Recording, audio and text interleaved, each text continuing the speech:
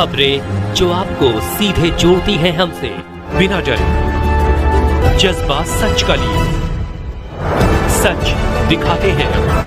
आप देख रहे हैं 9 टीवी आजमगढ़ न्यूज चैनल। हाँ सर, बताइए, कुछ संगठन के बारे में आप बात करना चाहते हैं। अखिल भारतीय क्षत्रिय महासभा 1897 से लेकर के और आज तक समाज में सभी वर्गों में सामंजस्य स्थापित करते हुए असत्य पर सत्य दशहरा के अवसर पर मुंबई से चल करके क्षत्रिय कुलभूषण और देश की लोकसभा में जिनका 5वां स्थान रहा और उत्तर प्रदेश में पहला स्थान जिनको प्राप्त हुआ, डॉक्टर कुंवर हरबंस सिंह जी आपके बीच मौजूद हैं।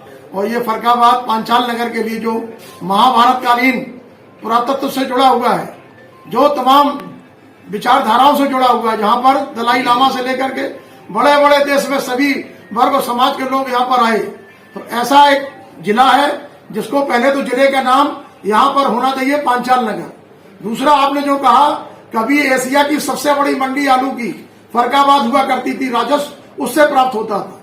लेकिन निश्चित तौर पर आज हरबंस सिंह जी जो निकले हैं, मुंबई से लेकर 1 सितंबर को राष्ट्रीय कार्यकारिणी की बैठक हुई, 15 तारीख को उन्होंने एक बहुत बड़ा कार्यक्रम प्रयागराज में किया और सामूहिक एकता के लिए कि जो आज स्थितियां चल रही है देश में, आज उनका कार्यक्रम फरकाबाद है, इसके बाद अभी वो एटा जाएंगे और 13 तारीख को बरेली में बड़ा कार्यक्रम है, इसके बाद 14 को बदायूं, 15 तारीख को आगरा में और 16 तारीख को वो रहेंगे अलीगढ़ में और 17 तारीख को फिरोजाबाद में।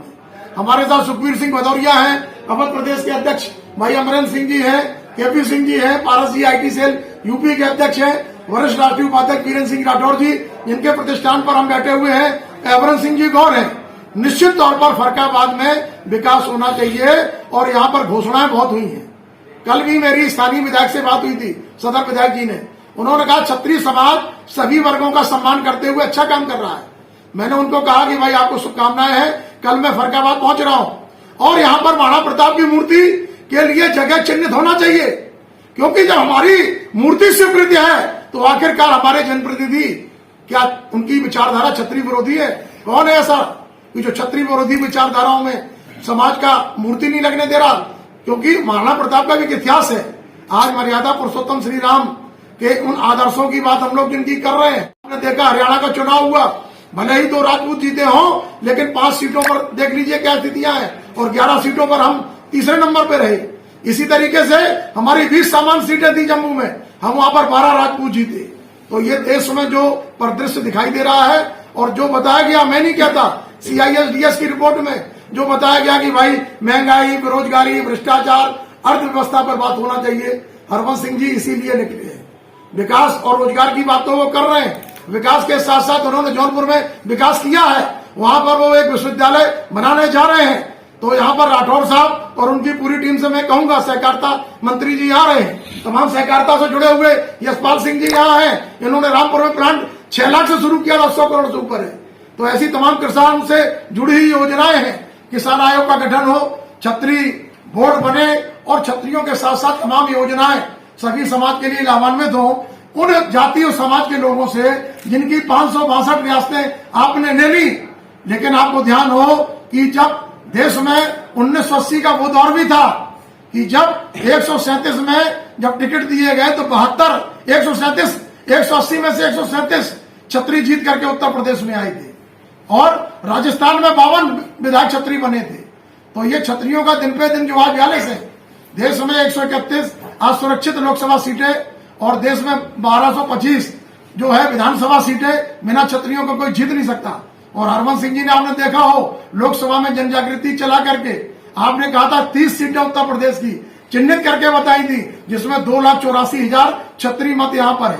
जातियों में अपभ्रंश है, जो आप बार बार कह रहे थे कि कितनी जातियां हैं, तो नागालैंड से लेकर कन्याकुमारी, कश्मीर से लेकर जम्मू तक 6,857 जातियों और उपजातियों में क्षत्रिय समाज को विभाजित करने का काम किया। इसीलिए हमारे उत्तर प्रदेश के यशस्वी मुख्यमंत्री ने इंगित भी किया कि समाज के सभी वर्गों में सामंजस्य रखिए, क्योंकि अगर बटोगे तो छटोगे और कटोगे। तो ये असत पर सत प्रतीक दशहरा पर जो मानवर बैठे हुए सारे लोगों के अंदर है कि हिंदू हिंदुत्व और हिंदुस्तान कैसे मजबूत हो गया, भगवान श्री राम के आदर्शों पर जो लड़ाई अखिल भारतीय क्षत्रिय महासभा ने लड़ी, अखिल भारतीय क्षत्रिय राम जन्मभूमि में हरवंश सिंह जी को ट्रस्टी बनाया जाए। एक क्षत्रिय उसमें ट्रस्टी होना चाहिए। क्यों? क्योंकि वो देश के एक सम्मान सामाजिक नेता है और वो वहां पर है। हमारे निगम में, हमारे राज्यसभा में, हमारे विधानसभा में तमाम जो हमारी गिर रही है गिरावट, और उसके बाद चाहे नगर पालिका के चुनाव हो जो नामित हो रहे हैं, चाहे वो कहीं कमेटियों में हो, उसमें सारे लोगों को सम्मान दीजिए। लेकिन 13% उत्तर प्रदेश में हमारी आबादी, मैं नहीं कह रहा, देश के सबसे बड़े अखबार ने 2011 में छापा पृष्ठ संख्या 11 पर, आप उसकी कटिंग देख लीजिए। और अब तो हमारी आबादी घटा रहे, बराबर ऊपर नीचे कर रहे। हरियाणा में भी हम 8% थे। इसीलिए हरियाणा में हार का सबसे बड़ा कारण उन जातिवादी लोगों का था जो जय जवान वहां कौन थे? आप सब जानते हैं कौन जाति समाज के लोग हैं। जय किसान कौन थे? टिकैत जी गए थे, पूछ लीजिए क्या था।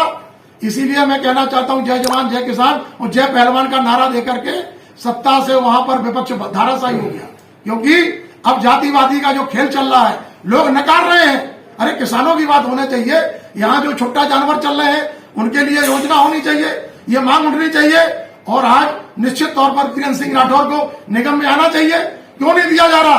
क्योंकि पूर्व सैनिक है वो। यहाँ पर 3-3 रेजिमेंट है और उत्तर प्रदेश में 48 लाख पूर्व सैनिक परिवार है।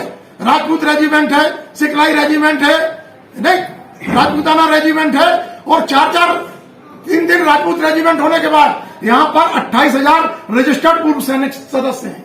इतने बड़े परिवार रहते हैं, लेकिन किसी भी पूर्व सैनिक को कोई भी ना तो सीट मिलती है, न टिकट दिया जाता है, न निगम में लिया जाता है, न किसी कमेटी में दिया जाता है।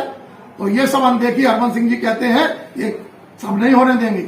महापुरुषों के नाम पर अगर कोई गाली देगा तो अभी भी हमने फतेहपुर में जो झंझट चल रहा था, स्वामी प्रसाद मौर्य जी से कहा था इनका इलाज जो है किसी अस्पताल में करा दिया जाए। महापुरुषों के नाम पर, देवी देवताओं के नाम पर अगर कोई गाली देगा तो हरवंश सिंह ने खुला चैलेंज किया है कि अगर इस समाज को छेड़ोगे तो छोड़ेंगे नहीं। यही मर्यादा पुरुषोत्तम राम ने असत्य पर सत्य प्रतीक में तमाम चीजें लोग जानते थे, लेकिन यही अच्छाई और बुराई की लड़ाई है।